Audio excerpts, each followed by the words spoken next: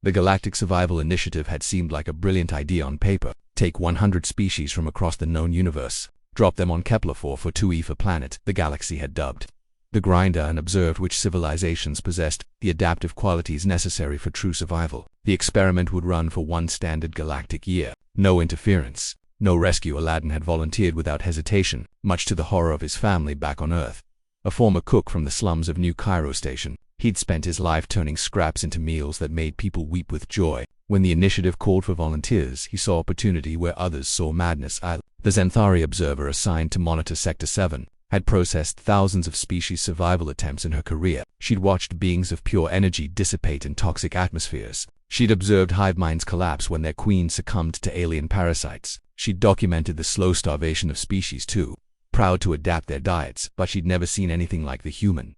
The first week on Kepler 442f claimed 37 species. The acid rains alone dissolved the Metherian colonists before they could construct adequate shelter. The Krovig, those magnificent warriors, fell to infections from microorganisms their immune systems couldn't recognize. The temperature fluctuations from -42 + 60 Celsius within hours flash froze the aquatic Pelinari in their makeshift pools. Aladdin built a cave extension with volcanic rock and started a fire. By week 2, Island-Y noticed something peculiar in her surveillance feeds. While the Thraxian engineers were still calculating optimal shelter trajectories and the Vexna philosophers debated the ethical implications of consuming native fauna, the human had established what appeared to be a functional kitchen. She zoomed in, her crystalline eyes widening. He'd fashioned crude utensils from sharpened stone and bone. A water filtration system using sand, charcoal, and native plant fibers gurgled in the corner. Clay pot seeds somehow identified clay deposits, and fired potter aligned a stone shelf. The smell of cooking meat wafted through her senses, and she had to recalibrate them, certain there was an error. Impossible, she muttered in her native tongue of crystalline chimes. He's been here 14 cycles. The Yggdramites haven't even secured a water source.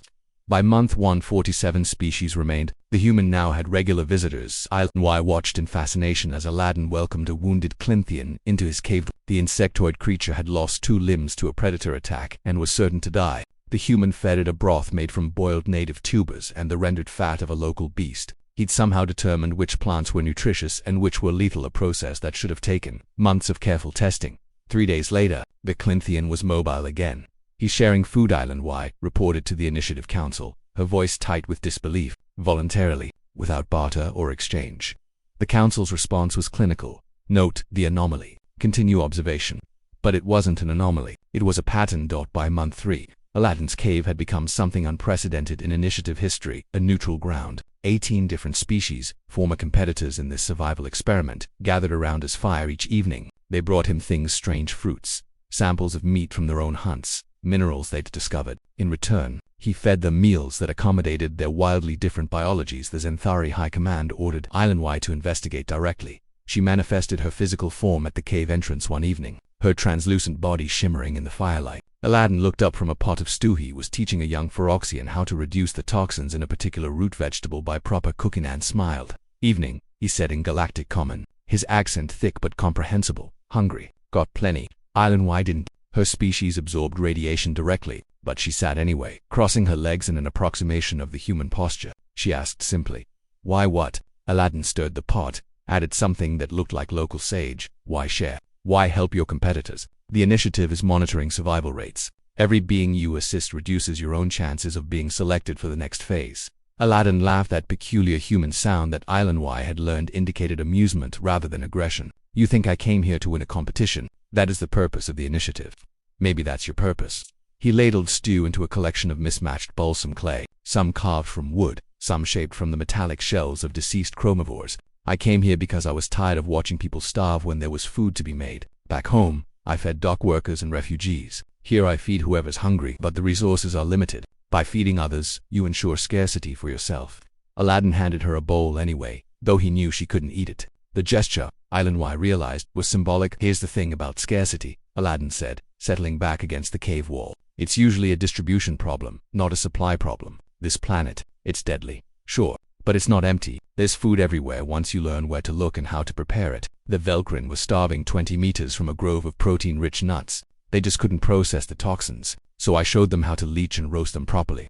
By month 6, only 23 species remained. 19 of them gathered at Aladdin's cave each night. Island-Y had stopped filing standard reports. Instead, she'd begun documenting something the initiative had never recorded: cooperative survival. The human had created trade routes, conflict resolution protocols, and even entertainment, something called Story Night, where different species shared tales from their homeworlds when a pack of the planet's apex predators, horrors with acid saliva, attacked the settlement. It wasn't just the human who fought back. It was all of them, coordinated and fierce, protecting not just themselves but each other. They won.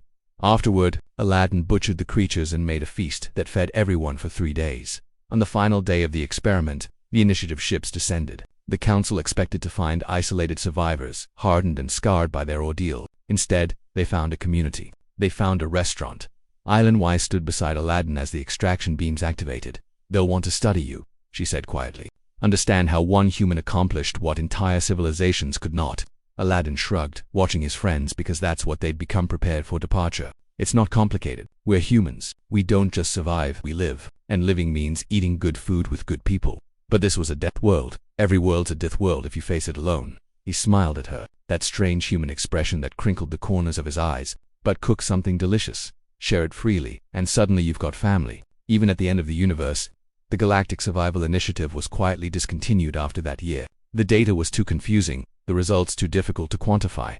But on 17 different worlds, former participants of the Kepler 442F experiment opened small establishments where beings of different species gathered to share meals. They called them restaurants, after the human tradition. And in every one, they kept an empty seat in honor of the cook who'd taught the galaxy a simple truth: civilization doesn't begin with shelter or weapons or technology. It begins with someone willing to share their fire and their food with a stranger.